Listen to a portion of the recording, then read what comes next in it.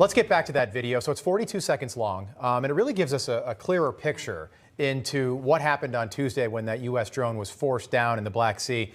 So this is one of the Russian fighter jets. I thought this was fascinating. That is jet fuel, trying to basically blind the seeing eye. And I didn't believe that when I heard that. I said, what? It dumped fuel in front of this thing? That's the drone. You can see the propeller right there. Ultimately, this drone, it was a forced crash landing into the Black Sea. This is about 75 miles south of the Crimean Peninsula, which has been in Russian control since 2014. Commentary editor for the Washington Times, Kelly Sadler, and radio host Christopher Arps are back with us for more on this. Chris, does the U.S. need to respond in some way to this? Yeah, I do, because this drone, our drone, was in international waters. As far as I know, that's okay to fly drone in areas like that if it's not in a country's territory.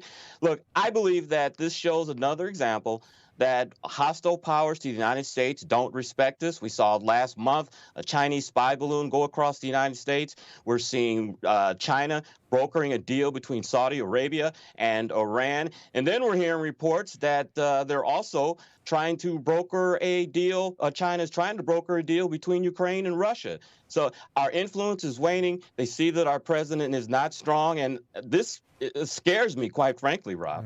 Yeah, Kelly, does the administration, I mean, we haven't heard from President Biden. What do you think the administration needs to do at this point?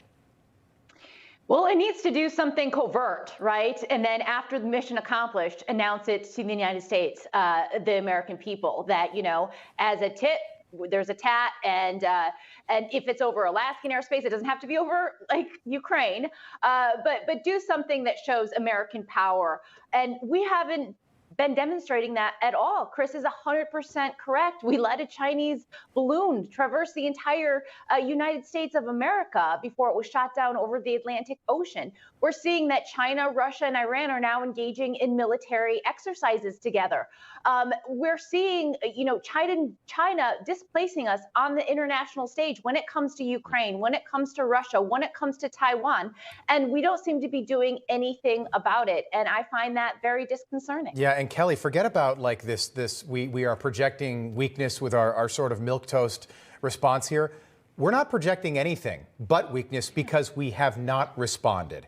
We have not responded. Take a listen to Mark Milley yesterday, chairman of the Joint Chiefs of Staff. My goodness, he just says, no, don't worry about it. So 2 weeks ago, we're investing all this money, taxpayer money, in recovering this Chinese balloon off the coast of South Carolina. But now a $32 million U.S. drone goes down in the Black Sea. And no, it broke up on impact. Take a look. As far as an active war goes, I'm not going to go there. Incidents happen, and clearly we do not seek armed conflict with Russia, and I believe that at this point we should investigate this incident and move on from there. But we will continue to exercise our rights in international airspace. Kelly, what planet do we live on where a Russian jet taking out, fine, it's unmanned. All right, so nobody died here. That's an important part of this story. But a $32 million U.S. drone is taken out by a Russian fighter jet miles from a war zone, and that's not an act of war. I'm not saying I want to go to war with Russia, but come on. You've got to send Russia and China a message. President Xi is flying to Moscow next week to Vladimir Putin. Then he's got a Zoom call with President Zelensky. Yeah, no, you're absolutely correct, Rob. And it just confounds me that we haven't done anything, that we're just going to shake this off as, oh, it was an accident, it's no big deal. We don't want to be confrontational, when this was a direct confrontation to us by Russia. This just wasn't an incident that happened with a rogue fighter jet, right? This was sanctioned by Vladimir Putin. This came from the top to see what we would do if poked. And we are showing that we're going to do absolutely nothing, and we'll forgive them for their bad actions. All right. I want to talk about the situation on the southern border yesterday. This was pretty interesting to me. Here's Congressman Green. Basically, Republicans held a hearing in Texas right along the southern border, basically to bring attention to what's been going on there for the last 2.5 years. Take a listen. You tell me, taking a hearing to the point of the crisis for a firsthand view, are boycotting a hearing because you know we're going to shine a light on the truth. Which of those is a political stunt? I'd say the political stunt is these empty chairs. So, Chris, every single Democrat on that committee boycotted, didn't go to Texas to be a part of this, didn't do their job. They called in sick that day, I guess. What do you make of the boycott? What message does that send? It's amazing to me because their president seems to understand that the border is going to be a major issue in 2024. He seems to be tacking to the right on the border, on crime, but these Democrats are doing the exact opposite. And what was amazing to me, Rob, that they skipped the hearing yesterday, and 30 of the Democrats put out a letter saying that the administration needs to improve the asylum app, because it has issues with it, and those are issues of, wait for it here, what's the equity? Because the border app is not working correctly. Yeah. The issue of equity. There's an app for that. Yeah, there's always an app for it, right? Kelly, listen to what the Border Patrol chief had to say yesterday. At 385,000 gotaways so far this fiscal year, we continue to refine that number. I've got to do a better job of accounting for the actual encounters. Chief, I have limited time. I just need a number. What percentage of the 1.3 that you know got away, how much more do you think got away that you don't know about? In my estimation, based upon the situational awareness that I have, probably be between 10 and 20%, sir. More? Yes. Okay, thank you. Okay, Kelly, so we hear about the gotaways, we see the numbers, yet Democrats are saying this is a political stunt. The numbers don't lie. No, and it's a national security threat. 1.3 million gotaways, up to 20% more that they don't even know about. What about all the fentanyl that's crossing the southern border and impacting and killing, children, innocent children? It's the #1 leading cause of death between 18 and 45-year-olds. This is a national security threat. How many of those that got away were suspected terrorists on DHS's terrorist watch list? We don't know. And when does it stop? What numbers? Every month, it seems like, Allison, we're hitting new record high numbers. Every single month for the last 2 years. When is enough enough? And when are Democrats going to wake up and acknowledge that there's a problem? It's a dereliction of duty. Congressional members take delegations all over the world, to have a hands-on look at what is going on. Right. But they can't go to Texas to see firsthand the damage that their policies are causing. I wonder if it was a climate change issue, if Democrats would go. And they'd be there. If they held the hearing on the surface of the sun, Yeah. they'd be there.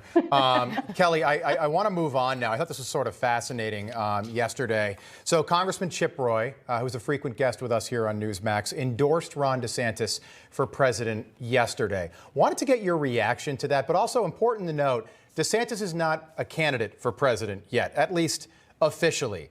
What did you make of that? Well, it's egging him on to become a candidate and to announce shortly. But you also have lawmakers in Pennsylvania that were very early on in Trump's 2016 campaign look to DeSantis for leadership. So you're seeing a split within the Republican Party as who they want to be the front runner to have the nomination. 75% of the GOP, voters want either DeSantis or Trump to win the nomination. So it's really a two-man contest at this point. Chris, The Atlantic had a story out saying, is Ron DeSantis flaming out already? So there's already, negative press about him. He hasn't even announced that he's running. We've seen President Trump go after him, and he even said something about Ukraine and said, well, I said it, and DeSantis is following me. What do you make of the media coverage that DeSantis is already getting? Look, I think what they want to see is Republicans infighting. They like to see DeSantis against Trump camps going against each other. They love the infighting. I think what was very interesting, too, over the weekend is former Trump administration official Ken Cuccinelli has started a super PAC in favor of Ron DeSantis. I think the momentum is clearly on DeSantis' side. I know it looks like that Donald Trump is afraid of DeSantis. We hear reports that they have been doing Oppo research on DeSantis, and they are focusing on his time in Congress and as a prosecutor. And one of the claims that we're hearing, their attacks that they're going to make, is that DeSantis was soft on child porn cases as a prosecutor. So buckle your seatbelts. It's going to be a very interesting primary. Let me just, I want to address that just so it doesn't float off into the ether there, Kelly. This is Politico reporting this. Donald Trump prepares an extensive opposition file on Ron DeSanctimonious, Politico's words, not mine. Is that the right Is that the right strategy for the Trump campaign? Is that how you take down Ron DeSantis? Try to dig up dirt?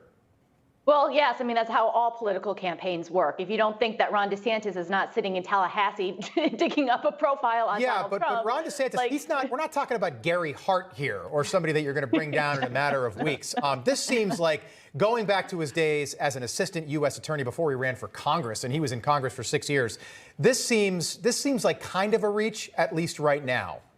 Well, there hasn't been a silver bullet, right, to take DeSantis down. And everything that's being mentioned in this oppo seems really flimsy to me, as does the nickname Ron DeSanctimonious. I mean, it doesn't come off the tongue very easily. It's DeSanctus now. It's DeSanctus.